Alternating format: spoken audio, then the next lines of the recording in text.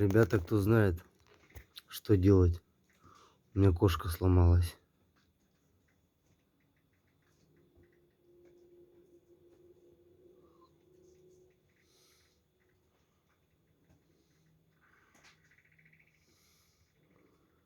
Полдня так уже.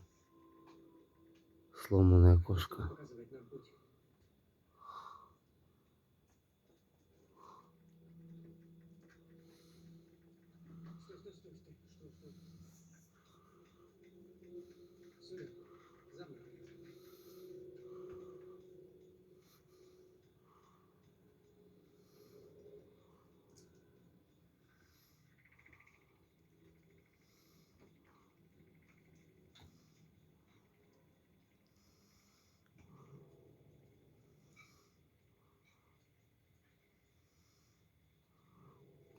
Привет.